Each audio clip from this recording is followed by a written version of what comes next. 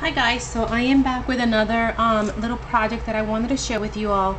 I made this mini album and I just realized I never made a video of it, so I just thought I'd share it with you. This is a mini album that I made to house my oldest daughter's sweet 16. So the paper that I used here was the Botanical tea, and I kept it really simple. I didn't want it to get too bulky, so what I did was I fussy cut some of the birds out, and I popped them with I put them on dimensional, those foam dots, and I glossy accented. Same thing with this stem here on the flower and the butterfly, and I just put some blings there for the butterfly, and I just wrote here and covered it with glossy accents. It just says Jazz Sweet 16. And then I just had some of these trims in my stash, and then I layered lace, and I have some satin little flowers here, and I fussy cut a little butterfly and I put it up there, little pearl. The spine, I kept it really simple. Just some flowers. I got these at Michael's from the $1.50 bin, and I just put that German glass glitter over it and some tulle.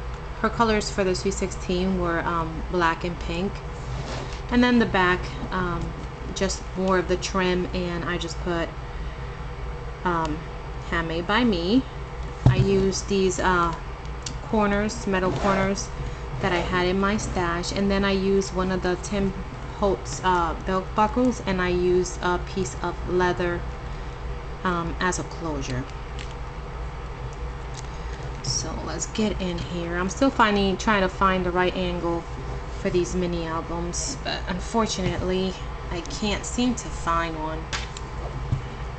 Anyway, it opens like this, and on the cover I just put there the ribbon that I use for some of her souvenirs that I gave out, and it just has the date. It was in June 1st, 2007, and I just put some of the pictures here. And then in this pocket I just put the invitations and stuff that I had sent out, and that is the RSVP, the save the date. I wanted to keep everything just so and then that was the invitation itself, so I just wanted a place to house that too. All of the information for the Sweet 16 that I gave her. On this side, this opens this way, and I have a pocket here, and this was her. Just use some of these cut aparts. I still have to write stuff on it. I haven't really journaled. And then here it houses also another photo and more for journaling. And it closes with a magnet, and then each one on the top has a photo mat.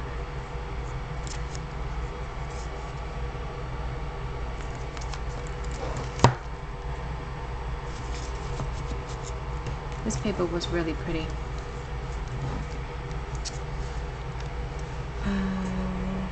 Oh, and then this flips up. I forgot. That flips up and is held by a magnet. And then the second page, more spots for photos. I put 2 photos here, and I used I cut apart the stamps that came with the paper pad. More photo, and this flips up as well.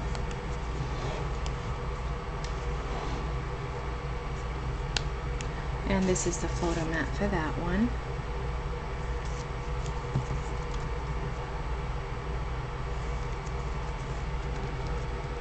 It was a very fun day. A lot of work though. over here,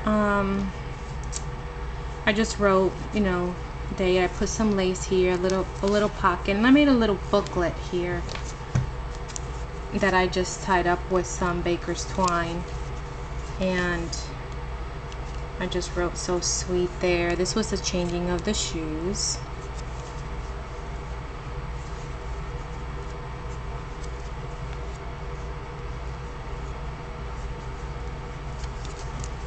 And that goes back in there.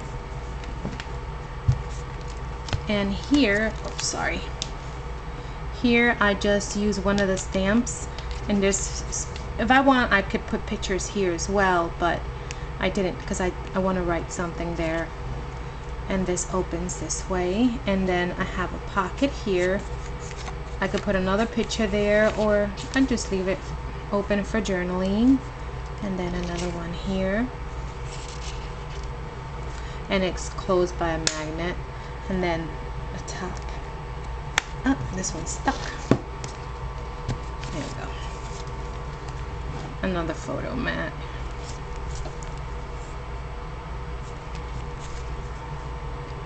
Yeah, I've been wanting to, I did have it in, oh, what's holding this back here?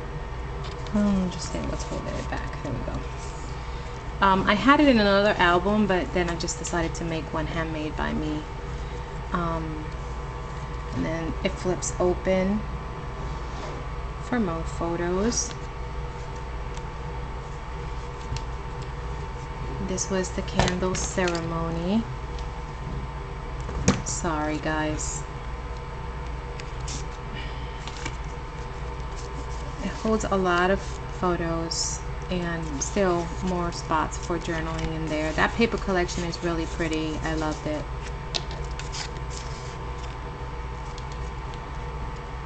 Okay, and then this one here, it flips up again. I didn't go too crazy with a lot of flips in this, and you know, I just wanted something fast, not difficult or too time consuming. It's another photo mat.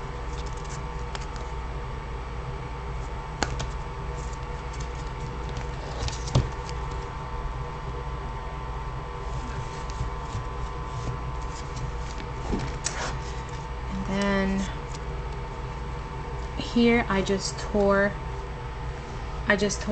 the page, and I distressed all of the edges with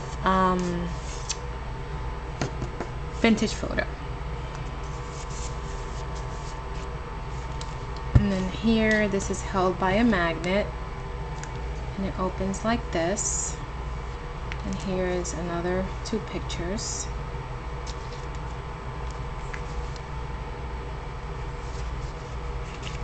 Oops. Oh, this one bent.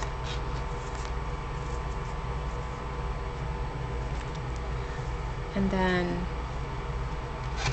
it goes this way for more photos. And then it's held there by a magnet. And then it also flips up.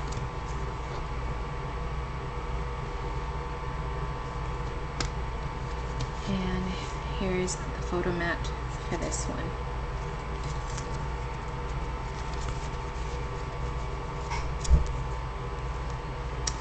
The last page I just left plain, and then I just did a little waterfall here that flips up, and I could still put photos up there,